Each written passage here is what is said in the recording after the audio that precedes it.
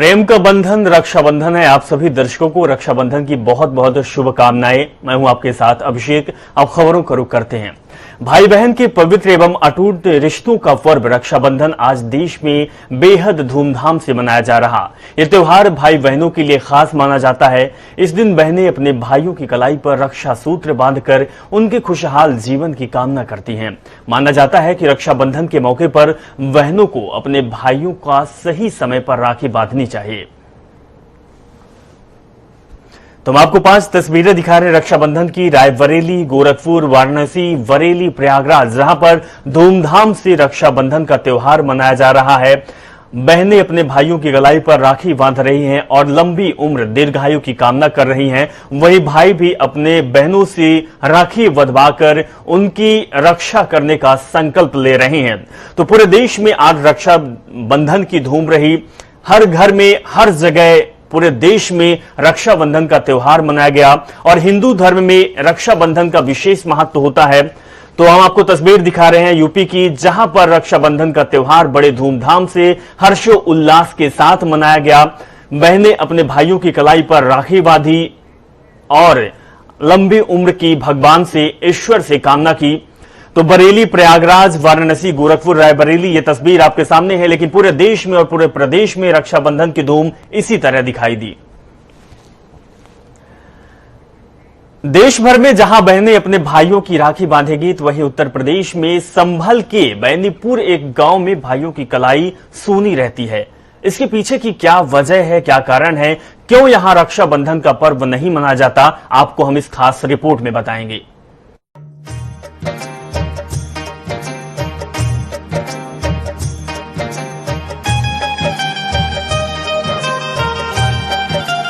भाई बहन के पवित्र व अटूट रिश्तों का पर्व रक्षाबंधन आज देश में बेहद धूमधाम से मनाया जा रहा है।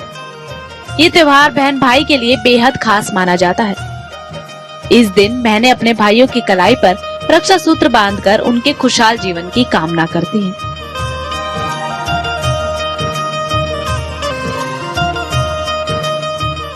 लेकिन संभल का एक गांव ऐसा भी है जहां भाइयों की कलाई सूनी रहती है। 300 सालों से भाइयों ने बहनों से नहीं बंधवाई राखी। क्यों पड़ी है सालों से भाइयों की कलाई सूनी? जाने क्या है इसके पीछे का राज। गांव बैनीपुर चक में रक्षाबंधन का त्योहार नहीं मनाया जाता। सालों साल से सूनी पड़ी भाइयों की कलाई।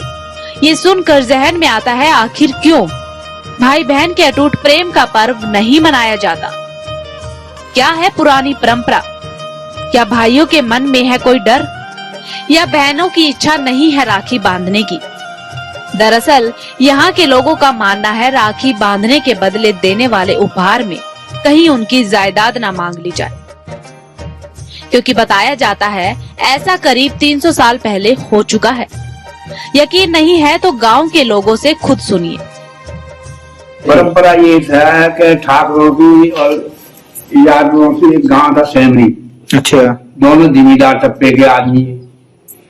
तो यादवों की लड़की, उन पर ठाकुरों की घोड़ी, यादवों की लड़की से कही, उन्होंने राखी बांधन गई। दोनों लड़की मानी, दोनों लड़की ठाकुरों की लड़की और यादवों की लड़की। हाँ, यादवों की तो उनकी बात ठाकुरों में, ठाकुरी मानती उनके। अच्छा। यादवों तो कुछ लालच पने की बात थी। उनकी लड़की अब भीतर तू जा रही है और अपने ताऊ पे घोड़ी मांग रही है वचन देकर। किसने कही? यादवों ने। ठीक है।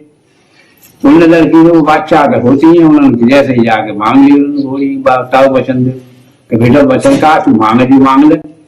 उन्हें ना ताऊ वचन दे तो उन्हें घोड़ी जब वचन दे दे तो ठीक है। वचन दे दी उन्हें, घोड़ी दे दो मुझे। घोड़ी यादवों लड़की ले गई। अब ऐसे ही दूसरे साल आया राखी बंधन का, तो उन्होंने यादवों ने, ठाकुरों ने अपनी लड़की भेजी। ठाकुरों ने अपनी लड़की भेजी? हाँ, उनकी यादवों के। ठीक है। तो बेटी ऐसा करी, अब तू उनसे वचन मांग कर स्वयं की जिम्मेदारी मांग ली। ठीक है। उन लड़की ने राखी मांगे, बोल बेटी क्या लेगी कि चाव वचन दे। अरे जो वचन ही कहेंगे, तू मांग ले ना पाओ, चाव वचन दे। उन्हें वचन दे दी, उन्हें चाव मुझे स्वयं को जिम्मेदारी चाहिए स्वयं की। उन्होंने दे दी साहब। वो ऐसे करके वहां से चले आए जब तक राखी बंधन ना। तो सुना आपने, पिछले करीब 300 सालों से क्या हुआ इस गांव में। जिसके कारण आज तक यहाँ के लोगों के मन में डर बना हुआ है और यही डर, इसी लालच के कारण ये प्यार का पर्व नहीं मनाया जाता। वही बहनें चाहती हैं वो अपने भाइयों की कलाई पर राखी बांधे, लेकिन सालों पुरानी परंपरा उन्हें इजाजत नहीं देती। आखिर कब तक रहेगी भाइयों की कलाई सूनी? कब तक डर के पीछे छिपा रहेगा बहन भाई के प्रेम का प्रतीक रक्षा बंधन?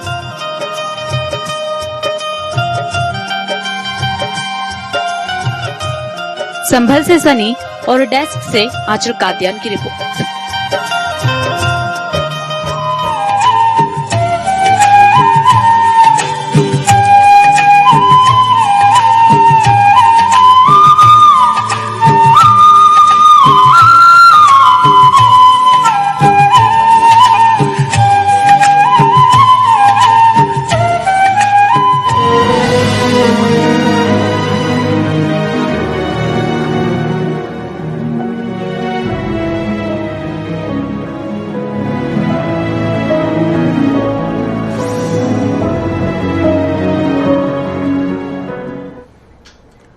उत्तर प्रदेश के पूर्व मुख्यमंत्री और राजस्थान के पूर्व राज्यपाल कल्याण सिंह का पार्थिव शरीर अलीगढ़ लाया गया।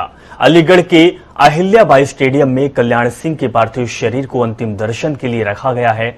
वहीं सीएम योगी आदित्यनाथ भी अलीगढ़ पहुंचे हैं। प्रदेश से लेकर केंद्र तक कई बड़े नेता भी यहां पहुंचे। सोमवार सुबह तक यह अंतिम दर्शन के लिए रखा जाएगा। इसके बाद नरौरा में अंतिम संस्कार होगा। धनीपुर एयरपोर्ट से काफिले के शुरू में शव को स्टेडियम लाया गया है।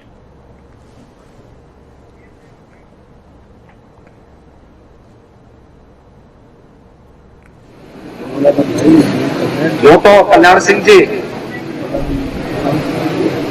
पूरे देश के अंदर एक प्रकार राष्ट्रभक्त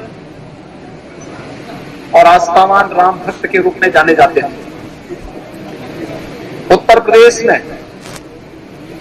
राष्ट्रभक्त और राम भक्त के साथ ही एक विकास पुरुष के रूप में शासन की सुचिता, पारदर्शिता और अपनी शासकीय दृढ़ता के लिए भी उनको सदैव स्मरण किया जाएगा। तो अलीगढ़ अब पार्थिव शरीर को लाया गया है कल्याण सिंह के, जहां पर सूबे के सीएम योगी आदित्यनाथ पहुंचे और उन्होंने कहा कि देश के ही नेता हैं बाबूजी, किसी प्रदेश के नहीं बल्कि ये पूरे देश के नेता है। सर्व के चहेते नेता कल्याण सिंह अब हमारे बीच नहीं रहे।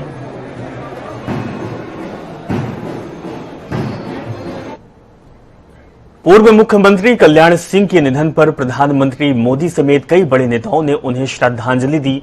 कल्याण सिंह को पीएम मोदी के अलावा बीजेपी के राष्ट्रीय अध्यक्ष जगत प्रकाश नड्डा यानी कि जेपी नड्डा, केंद्रीय रक्षा मंत्री Rajnath Singh, CM Yogi Adityanath, deputy CM Dinesh Sharma, deputy CM Keshav Prasad Maurya और बीजेपी के प्रदेश अध्यक्ष स्वतंत्र देव सिंह ने भी श्रद्धांजलि दी। आप टीवी स्क्रीन पर एक साथ कई तस्वीरें देख सकते हैं। कल्याण सिंह को श्रद्धांजलि देने के लिए तरह तरह के लोग हुजूम उमड़ गया है। लोग श्रद्धांजलि दे रहे हैं और हर कोई भावुक नजर आ रहा है। यूपी के पूर्व सीएम और राजस्थान के राज्यपाल कल्याण सिंह का अंतिम संस्कार बुलंदशहर जनपद के नरौरा में स्थित गंगा किनारे बांसी घाट पर सोमवार को किया जाएगा।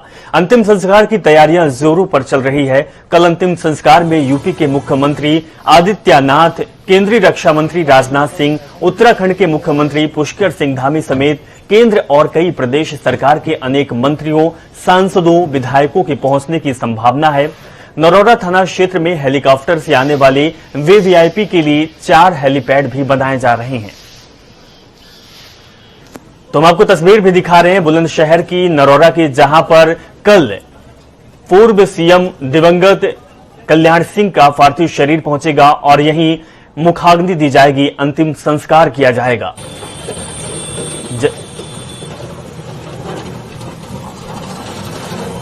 जहां पर सूबे के सीएम, उत्तराखंड के सीएम और कई बड़े नेता, सांसद, विधायक यहां पर मौजूद होंगे। तस्वीर दिखा रहे हैं।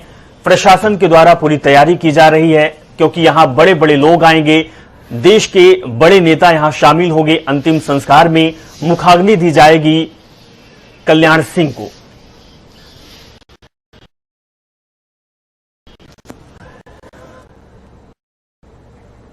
उत्तर प्रदेश के पूर्व मुख्यमंत्री और राजस्थान और हिमाचल प्रदेश के पूर्व राज्यपाल कल्याण सिंह, जिनको बाबूजी के नाम से जाना जाता था, लोग बाबूजी पुकारते थे, उनके निधन के बाद प्रदेश सरकार ने 3 दिन का राजकीय शोक घोषित किया है। कल्याण सिंह के पार्थिव देह की अंत्येष्टि वाले दिन सोमवार को प्रदेश सरकार ने सार्वजनिक अवकाश की भी घोषणा कर दी है। इसके अलावा योगी सरकार ने उनके सम्मान में सोमवार को प्रदेश के सभी कार्यालय के साथ स्कूल कॉलेज को भी बंद रखने का फैसला लिया है और कल इलाहाबाद हाईकोर्ट सहित लखनऊ बेंच बंद रहेगा।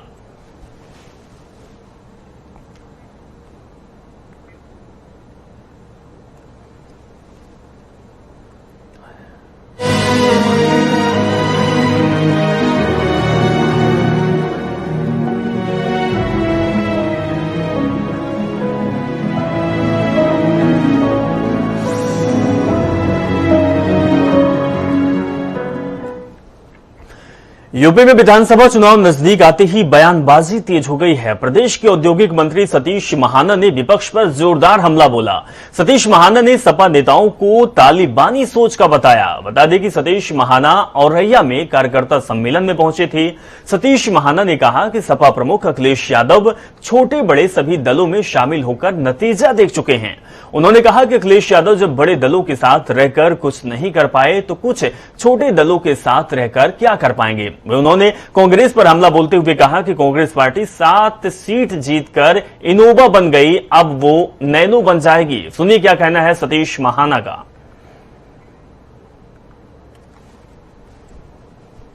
उत्तर प्रदेश के विधानसभा में कांग्रेस की संख्या होगी 7।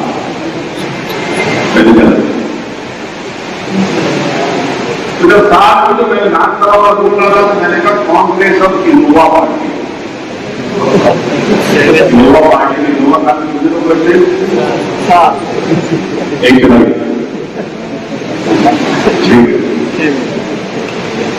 मैंने कही और इनोवा पार्टी से नैनो पार्टी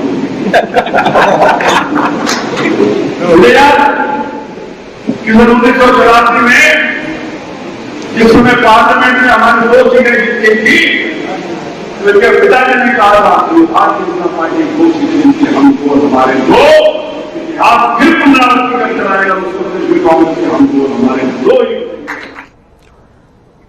खबर ललितपुर से है। ललितपुर में दूसरे जिलों से आकर पत्रकारिता की आड़ में लोगों से ठगी करने वाले 3 लोगों को पुलिस ने गिरफ्तार कर जेल भेज दिया। यह पूरा मामला कोतवाली ताल बेहट क्षेत्र अंतर्गत का है, जहां पिछले कई दिनों से ग्रामीण अंचलों में जाकर कुछ लोग फर्जी पत्रकार बन लोगों से ठगी करने और उन्हें डराने धमकाने के साथ सुनसान इलाकों में लोगों से लूट जैसी वारदातों को भी अंजाम दिया करते थे। पुलिस ने तीनों के कब्जे से 2000 रुपए, एक फर्जी आईडी कार्ड, फर्जी चैनल की माइक आईडी और एक कार भी बरामद की है।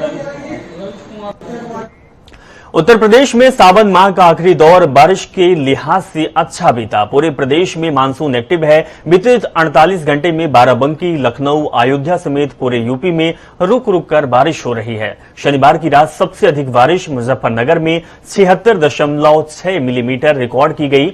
वहीं मौसम विभाग ने 23 से 25 अगस्त के बीच पूर्वी यूपी में भारी बारिश की संभावना जताई है। प्रदेश में कई जगहों पर हल्की बारिश देखी गई। मौसम विभाग के निदेशक जेपी गुप्ता ने बताया कि अगले 3 दिनों तक इसी तरीके का मौसम प्रदेश में देखने को मिलेगा। आपको यह भी बताते चले कि 19.2 मिलीमीटर औसत बारिश प्रदेश में बीते 24 घंटे के अंदर हुई है, जो भी अनुमान से 3 गुना ज्यादा बताया जा रहा है और 23 और 25 के बीच में भारी बारिश की भी चेतावनी मौसम विभाग के द्वारा दी गई है। शिया धर्मगुरु मौलाना कल्बे जवाद ने तालिबान को लेकर बड़ा बयान दिया। उन्होंने तालिबान को निशाना बनाते हुए कहा कि तालिबानी देश के लिए खतरा है और जालिमों का कब्जा अफगानिस्तान में हो रहा है। साथ ही उन्होंने उत्तर प्रदेश के पूर्व मुख्यमंत्री कल्याण सिंह के निधन पर दुख जताया है।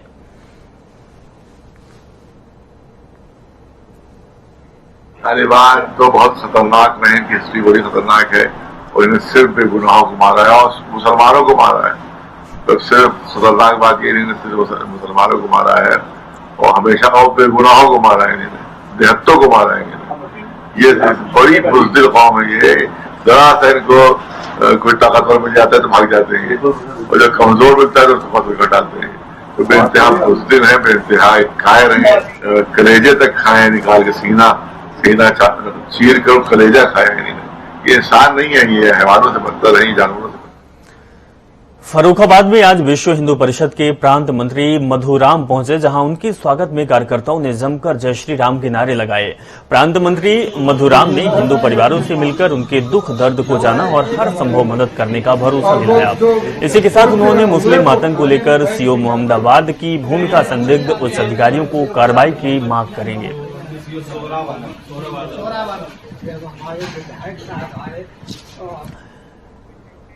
सहारनपुर मुजफ्फरनगर स्टेट हाईवे 59 पर देश के प्रख्यात कवि डॉक्टर अशोक चक्रधर और उनकी पत्नी कार एक्सीडेंट में घायल हो गए। वो दिल्ली से अपनी इनोवा कार से मसूरी जा रहे थे।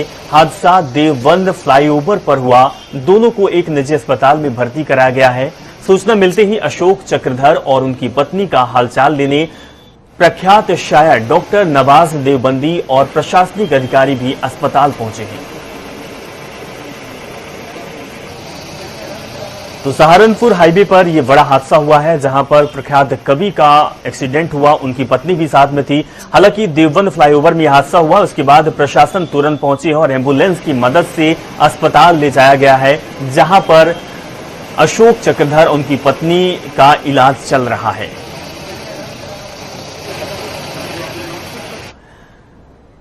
देहरादून में कांग्रेस विधानमंडल दल की बैठक नेता प्रतिपक्ष प्रीतम सिंह ने आयोजित की। इस बैठक में विपक्ष आगामी विधानसभा की मानसून सत्र में सरकार को घेरने के मुद्दों पर चर्चा हुई। इस बैठक में नेता प्रतिपक्ष प्रीतम सिंह का कहना है कि सड़क से लेकर सदन तक सरकार से हर सवाल का जवाब मांगा जाएगा।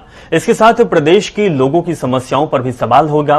उधर बीजेपी भी अपने दल के सभी नेताओं के साथ बैठक कर रही है। बता दें कि कल से विधानसभा मानसून सत्र की शुरुआत हो रही है। इसी लेकर दोनों ही दल अपनी अपनी रणनीति बनाने में लगे हुए हैं।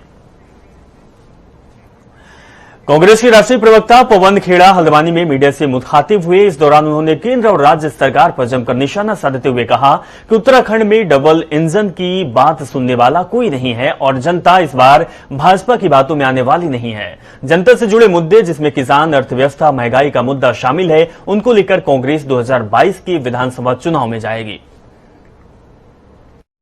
उभर कर आ रहे हैं उत्तराखंड में बेरोजगारी का मुद्दा, अर्थव्यवस्था का मुद्दा, छोटे व्यवसायों का मुद्दा, किसानों का मुद्दा, पलायन का मुद्दा, ढांचागत सुविधाओं का मुद्दा। कई ऐसे मुद्दे हैं जिनको लेकर हम चुनाव में आगे बढ़ रहे हैं। महंगाई बहुत बड़ा मुद्दा है। महंगाई की सबसे ज्यादा मार एक उस दर्जे को पड़ती है जो नौकरी पेशा है, उन सबको महंगाई की मार बहुत ज्यादा है। उन तमाम मुद्दों को लेकर हम चुनाव में आगे आ रहे हैं। की वजह से लोगों की परेशानी बढ़ती जा रही है। नैनीताल के जोलीकोट कर्णप्रयाग हाईवे 3 दिन से बंद पड़ा है। भारी बारिश के चलते कहीं भूस्खलन तो कहीं रास्ते पूरी तरह से बाधित है। वीर भट्टी के पास चट्टान के रुक रुक कर मलबा गिर रहा है, जिससे मलबा हटाने में काफी दिक्कतों का सामना करना पड़ रहा है। वहीं पुलिस और प्रशासन की टीम मौके पर मौजूद है। आने वाले 2-3 दिन अभी भी भारी बारिश का अलर्ट जारी है। 23 अगस्त से उत्तराखंड मानसून सत्र का आगाज हो रहा है। इसी के देखते हुए देहरादून में विधानसभा भवन के 300 मीटर दायरे में धारा 144 लागू कर दी गई है। जिलाधिकारी डॉक्टर आर राजेश कुमार की ओर से निर्देश दिया गया है। बताया जा रहा है कि 23 अगस्त से शुरू हो रहे विधानसभा सत्र को लेकर यह फैसला लिया गया। वहीं विभिन्न संगठनों और समुदायों की ओर से जारी धरना प्रदर्शन को देखते हुए यह निर्णय लिया गया है। वहीं आदेश का उल्लंघन करने पर धारा 188 के अधीन दंड दिया जाएगा।